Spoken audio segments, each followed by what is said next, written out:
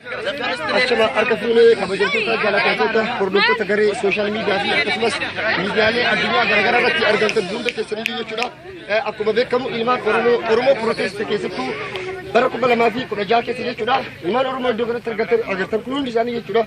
Warra ajjeechaa duugaa sanyii ilmaan Oromoo irratti jechuudha. Mootummaan Itoophiyaa irratti raawwatu jechuudha. Uummata agartanii lubbuu isaanii baafachuuf jecha iddoo kanatti argaman hundi isaanii jechuudha.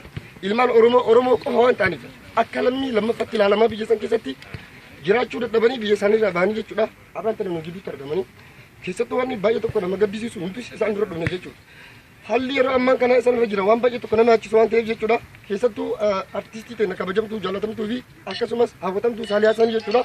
Guyyaan har'aan kana nu gidduutti argamti jechuudha. Nuti waggaa meeqa biyya kana keessa jiru waan hin godhin har'aan tana hawaasa ilmaan Oromoo baqatanii biyya Awurooppaa keessa jiran kana keessattuu biyya Jarman ijoollee kaambii jirtu ijoollee kana dhiyoo kana dhufan jechuudha. Ji'a Oogustii kana keessa Oogustii fi Eepiriilii as jechuudha. Isaan argitan kun hundi isaanii jechuudha. Ilmaan Oromooti hundi isaanii jechuudha. Saaliyaa Sanii walitti qabdee keezii Oromoo kanaa fi akkasumas ilmaan Oromoo maaliif akka biyya irraa bahan biyya kana keessatti akkamitti akka wal ijaaruu wal qindeessuu fi akkasumas gartanii akkamitti hawaasa isaanii cinaa qeerroo cinaa fi akkasumas qabsoo ilmaan Oromoo yeroo ammaa kana eegalan cinaa akkamitti akkaataa isaan itti hiriiran gorsa adda addaa kennuuf nu gidduutti argamti. Waan hundaayyuu tartiibaan waan isin gabaasnu ta'a nu faana bu'aan nu hordofa.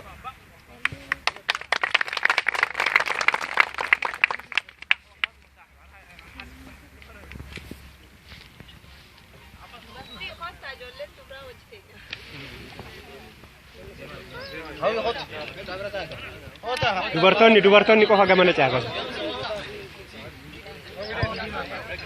Ceekot hawi.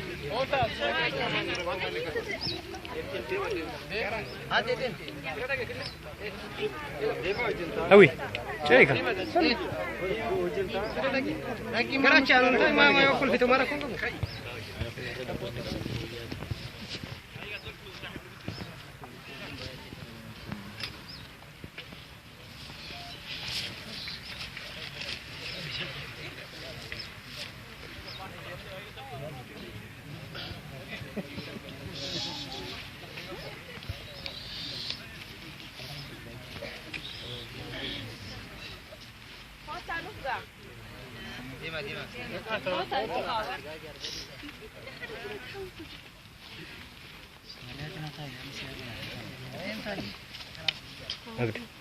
Dorong.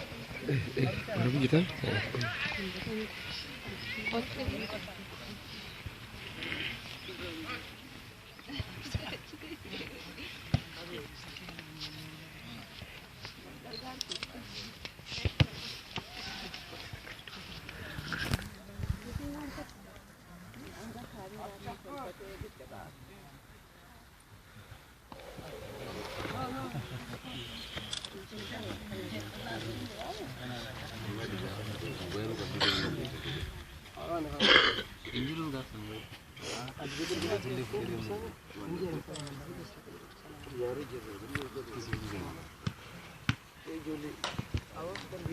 Allah izin değil de gelin.